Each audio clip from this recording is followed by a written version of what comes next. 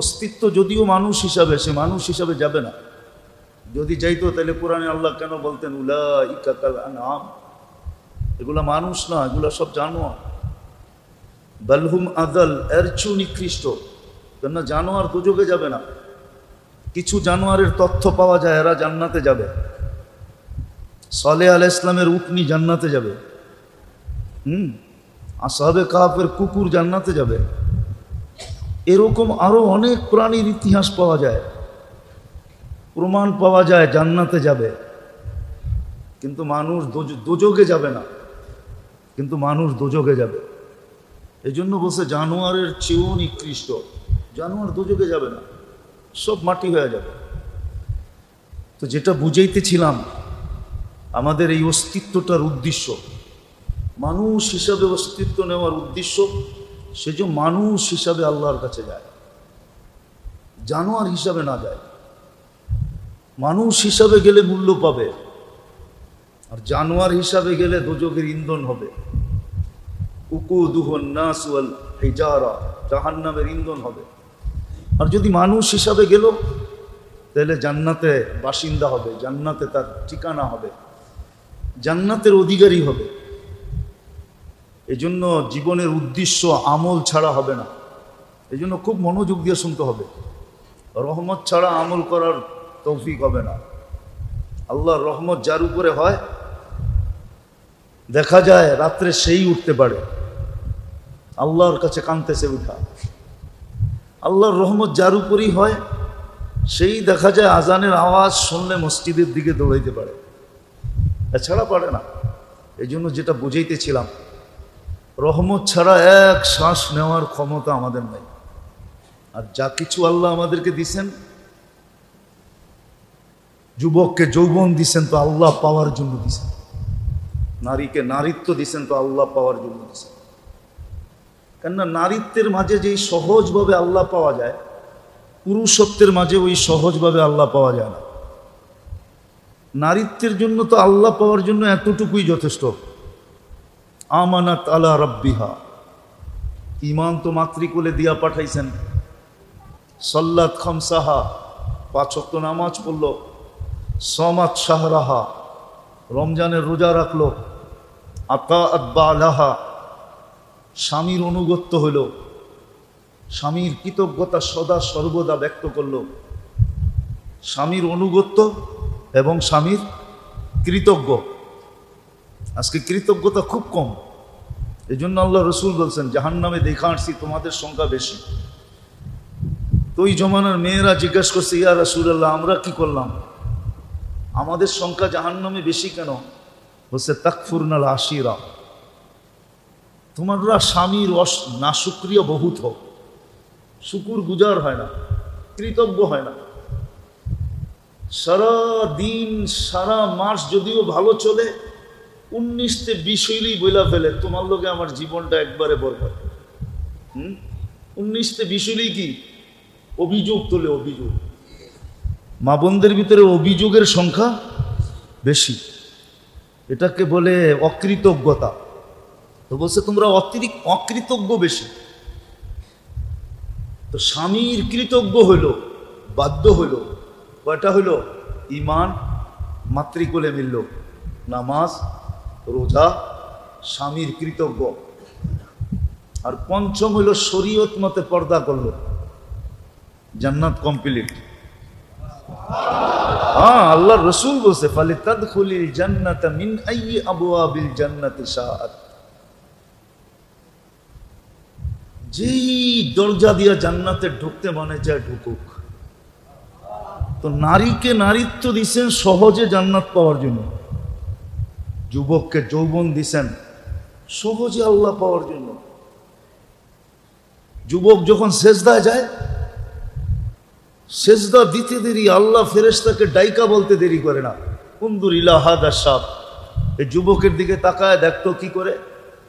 তো ফেরেশতারা সত্য বলে, জাআলা আজলাহু ওয়া মাজালাহু লিআজলিক, সব কিছু পিছে রেখা আপনার কুদরতি পায়ে মাথা ঠেকায় দিছে।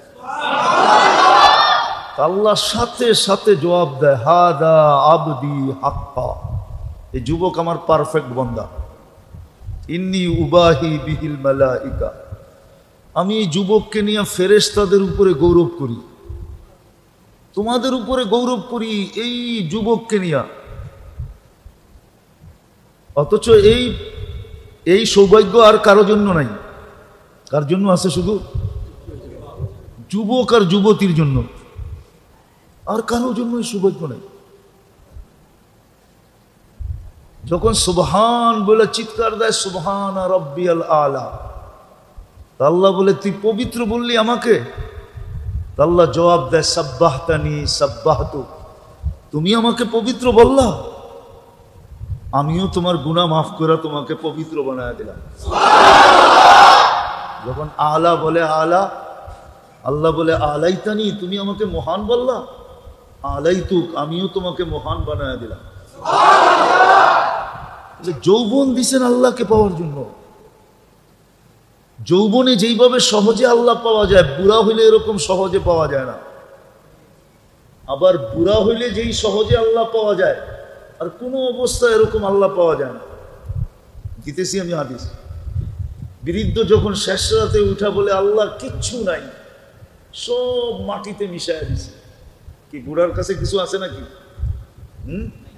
যৌবন, কোমরের শক্তি, হাতের শক্তি, পায়ের শক্তি, আগের মতো কানে শুনে, আগের মতো চোখে দেখে, আগের মতো জবানের দ্বার আছে, আগের মতো খাইতে পারে?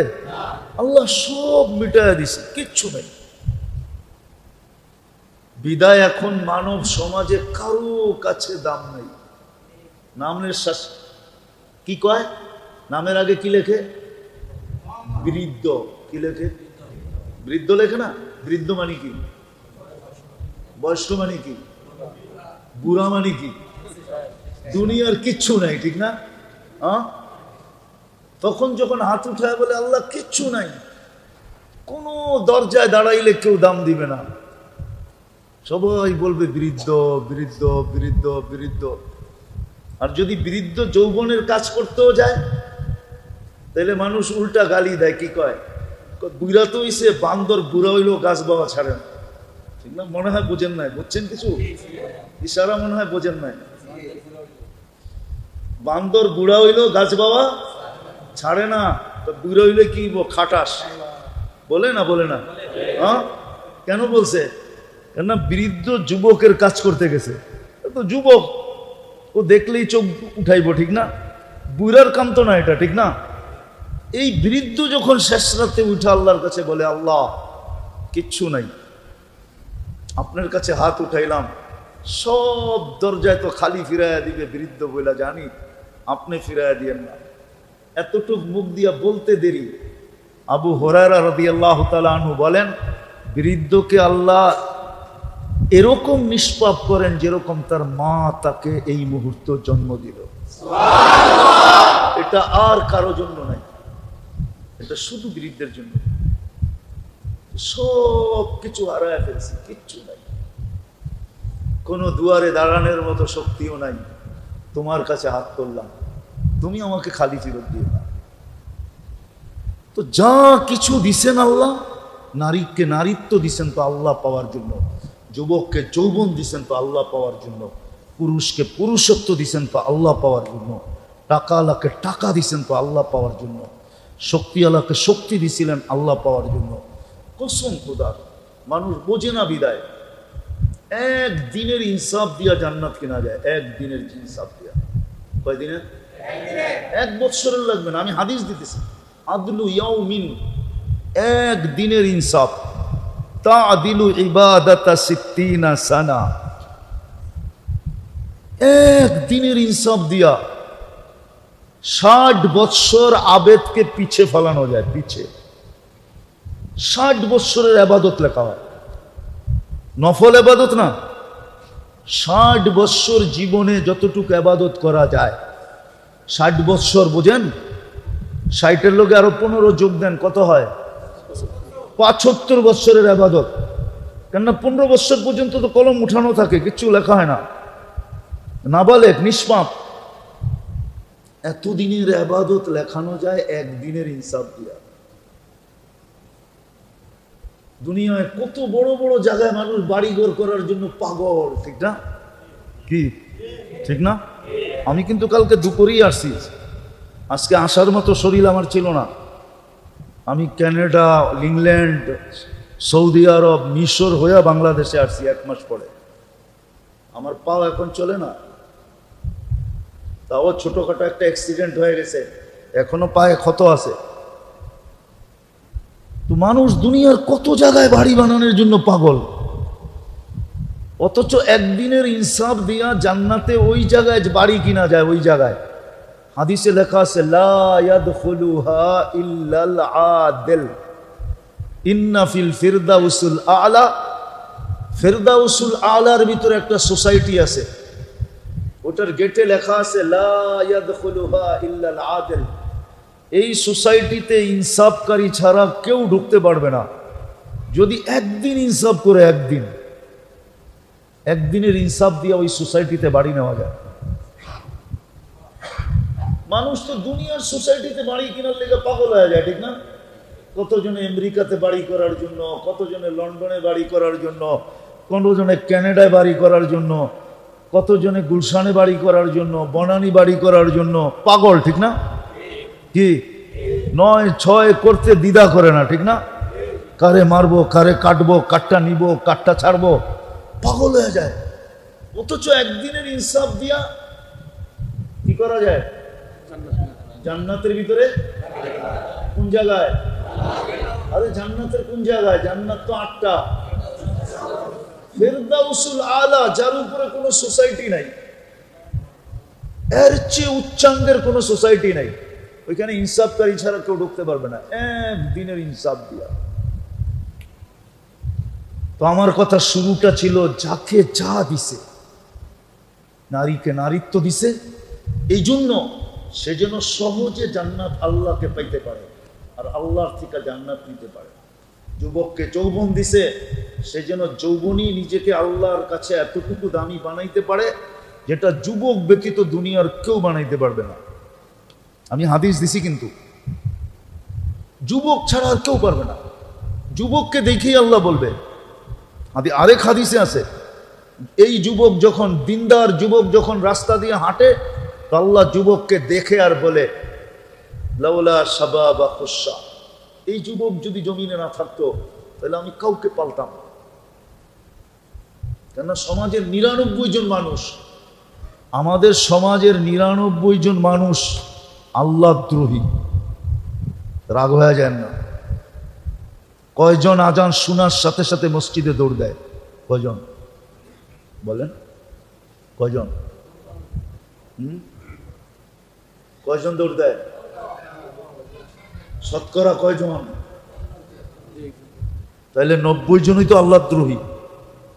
আল্লাহ ডাকলো না, আসলো না, কে ডাকছিল? আপনার তো আজান লাউড স্পিকারে হয় না? কোন টঙ্গিবাড়ির কোন মসজিদে লাউড স্পিকার ছাড়া আজান হয় না? কার কানে আমাদের আজানের আওয়াজ যায় না? কিন্তু মসজিদে তো আসে না। ওর চেয়ে বড় খোদাদ্রোহীকে। আমার কথা না, কিতাবওয়ালারা লেখছেন, না লেখলে আমি কোনোদিন বলতাম না এত কঠিন কথা। কিতাবে লেখছেন যে ওর চেয়ে বড় অহংকারী কেউ নাই। ওর চেয়ে বড় কেউ নেই। আর অহংকার এটা আল্লাহর গুণ, মুতাকাব্বির। 99টার ভিতরে একটা এটাও তো অহংকার। আল্লাহ অহংকার অধিকারী, ওর চেয়ে বড় অহংকারী কেউ নাই। আল্লাহ ডাকলো, আসলো না। ও যেন বুড়া আঙ্গুল দেখাইলো আল্লাহকে যে আপনি ডাকেন, তাতে কি আসা যায়, আমি আসবো না। ওর চেয়ে বড় নিমক হারাম কেউ নাই। 24 ঘন্টা কাটটা বুক করে। হ্যাঁ, কাটটা কার অক্সিজেন ব্যবহার করেন? সমস্ত নেয়ামত কার ভোগ করি? 24। ওর চেয়ে বড় নিমক হারাম কেউ নাই। ওর চেয়ে বড় অকৃতজ্ঞ কেউ নাই। ওর চেয়ে বড় কপাল পোড়া কেউ নাই। কপাল পোড়া কিভাবে? আল্লাহ ডাকছিল, আমার কুদরতি পায়ে আয়। আল্লাহ কি করবো আয়সা? আল্লাহ বলে, তুই আর আমি কথা বলবো। মুসাল্লি ইউনাজি রব্বা, নামাজি আল্লাহর সাথে কথা বলে, তুই আর আমি কথা বলবো, আর কি করব? বলছে আমার সবচেয়ে কাছে হবি তুই। মুসলিম শরীফে আছে, সেজদাকারীর চেয়ে আল্লাহর কাছে কেউ হয় না। একমাত্র আল্লাহর কাছে ওই ব্যক্তি, যেই ব্যক্তি সেজদায় যখন যায় তো বিলকুল আল্লাহর কাছে যায়। আরেক হাদিসে আছে কতটুক কাছে, বলছে সাজিদু ইয়াসজুদু আলা কাদামাইর রহমান, বিলকুল আল্লাহর কুদরতি পায়ে মাথা রেখা দেয়। মধ্যখানে কোনো পর্দা থাকে? আরেক হাদিসে আছে লা ইয়াকুনু বাইনাহু ওয়া বাইনাল্লাহি হিজাব, তার মাঝে আল্লাহর মাঝে কোনো পর্দাই থাকে না। এই জন্য সবচেয়ে বড় হতভাগা ওই ব্যক্তি, কপাল পোড়া ওই ব্যক্তি, আল্লাহ ডাকলো কাছে নেওয়ার জন্য, তারপর আসলো না। পঞ্চম হইল ওর চেয়ে বড় হতভাগা কেউ নেই। ওর চেয়ে বড় হতভাগা কেউ নেই, ওর চেয়ে বড় হতভাগা কেউ নেই। আমরা যেরকম বলি বিয়ে বাড়িতে যায়া খানা পায় নাই, তখন তোর ভাগ্যটা ঠিক ভালো না। হতভাগা মানি ভাগ্যহীন, ভাগ্য ছাড়া, কপাল ছাড়া, হতভাগা। কেননা নামাজির চেয়ে বড় ভান্ডার আল্লাহ কাউকে দেন না। নামাজ একমাত্র জিনিস আল্লাহর ভান্ডার থেকে লওয়ার জন্য, আল্লাহর ভান্ডার থেকে নেওয়ার জন্য সবচেয়ে বড় হাতিয়ার কি? অহমুর আহলাকা বিসসালাত ওয়াসতাবির আলাইহা লা নাসআলুকা রিজকান নাহনু নারযুকুকা ওয়াল আকিবাতু লিত্তাকওয়া। এই আয়াতে ইঙ্গিত দিতেছেন আল্লাহ যে রিজিকের ভান্ডার উঠায়া তোকে দিয়া দিব। কিন্তু আজান শুনলো তারপরও আসলো না। তাইলে ৯৯ ভাগ না হোক ৯০ ভাগ মানুষ তো আমরা নাফরমান। পালার উচিত ছিল না। আপনার বিরোধিতা করলে আপনি দুইবারের জায়গায় ৩ বার সহ্য করবেন, চতুর্থবার তো করবেন না। করবেন? হ্যাঁ হ্যাঁ। যেটি ৫ বার যে আল্লাহর বিরোধিতা করে, মাসে যে ১৫০ বার করে, বৎসরে যে ১৮০০ বার করে, ৫ ওয়াক্ত হিসাবে ধরলাম, ৫ ওয়াক্ত হিসাবে ৩০ দিনে ১৫০ বার, বৎসরে ১৮০০ বার যে আল্লাহর বিরোধিতা করলো। তারপরে তো আল্লাহ পালতেছে। ওই যুবকের কারণে পালতেছে, যে যুবককে দেখা আল্লাহ বলতেছে লাউলা শাবাবা খুশা, ও যুবক তুমি যদি না থাকতে, হায় তুমি যদি জমিনে না থাকতে। আল্লাহ উঠায় নিয়ে আনেন না রে, আল্লাহ বলে সীমারেখা দিছি, আগে উঠাইতে উঠাইতে দিলাম। কেন লা ইস্তাখিরু সাআতান ওয়ালা ইস্তাকদিমুন, সীমারেখা তো দিয়া ফেলছি, আগে উঠাইতে উঠাইতে কইরা। বিদায় যুবকের দিকে তাকায় সবাইকে পালবো। যাও, সবাইকে পালতেছে কাকে দেখা? যুবকের দিকে দেখা পালতেছে। একটা উদাহরণ দিলে মনে হয় বুঝবেন। এখানে তো মেয়ে পক্ষ খাওয়ায়, ছেলের পক্ষ খাওয়ায়, ঠিক না? মেয়ের পক্ষেরটা হয় কি, এটার নাম কি? হ্যাঁ, বিয়ের অনুষ্ঠান, ঠিক না? হ্যাঁ। আর ছেলের পক্ষেরটা হয় বৌবাট, ঠিক না? এখন মনে করেন আপনি মেয়ের পক্ষওয়ালারা এমন ব্যক্তিকে দাওয়াত দিছে, আপনি জানতেন না যে এই ব্যক্তি এদের আপনজন, কিন্তু এ ছিল আপনার দুশ্মন। কি ছিল? আপনার সাথে কিছু কি ছিল, কিন্তু দাওয়াত দিছে কে? মেয়ের পক্ষে দাওয়াত দিয়ে আপনার বাড়িতে নিয়ে আসছে, ঠিক না? খাওয়ান না, খাওয়ান না, মনে মনে কি কন? মেয়ের পক্ষে দাওয়াত দিছে তো বেইবাড়ির পক্ষে ফাইসা গেছি, খাওয়ায় তো আজকে দিলাম, একলা আসলে খবর আছিল। না খাওয়াইতাম, উল্টা জুতার বাড়ি কয়েকটা লাগাইয়া দিতাম, তুই আমার বাড়ি যাইছিস কেন, ঠিক না? আল্লাহ বলে আসো তো দুশ্মন বটে, কিন্তু যুবক দুনিয়াতে আছে, এই জন্য তোমাকে খাওয়াইতেছি, তাইলে তোমাকে খাওয়াইতাম না। লাউলা শাবাবা খুশা, তা আমি কথাকে গুছায় নিয়ে আসতেছি মেরে দোস্ত, কসম খোদা, আল্লাহ যাকে যা দিছে, নারীকে নারীত্ব দিছে, পুরুষকে পুরুষত্ব দিছে, যুবককে যৌবন দিছে, টাকাওয়ালাকে টাকা দিছে, যাকে সম্পদ আলাকে সম্পদ দিছে, শক্তিওয়ালাকে শক্তি দিছে, ক্ষমতাওয়ালাকে ক্ষমতা দিছে, যাকে যা কিছু দিছে বুঝাইতে চাইতেছে, টাকাওয়ালাকে টাকা দিয়া বুঝাইতে চাইতেছে যে তুই অনেক কিছু করা তোর পক্ষে সম্ভব ছিল না, তো টাকা দিয়া এমন জিনিস করা সম্ভব যেটা শরীর দিয়া সম্ভব না, বাহাদুরের বাহাদুরি দিয়া সম্ভব না, টাকা দিয়া এমন জিনিস করা সম্ভব। আমি হাদিস দিতেছি, তুবাল আমির আলা বাবিল ফকির। কোন ধনী যদি খুঁজা খুঁজা ফকিরের গরিবের দরজায় যায় খটখটাইল, আর গরিব দরজা খোলার পরে বলল আপনি কেন আসলেন? বলল আমি আসি নাই, আল্লাহ পাঠাইছে। তোমার প্রয়োজন কি আমার কানে কানে বলো, তুমি জানবে আমি জানবো, কেউ জানবে না, আমি বিকালবেলা পৌঁছায় দিব। আর যদি কোনি এই গরিবের প্রয়োজনকে মেটায় দিল, আল্লাহ বলে এর চেয়ে উত্তম আমার কাছে কেউ নাই। তুবাল আমির। হুজুররা আবার রাগ হয়ে যায় না, সারা রাত্রের আবেদও আর সমান উত্তম না।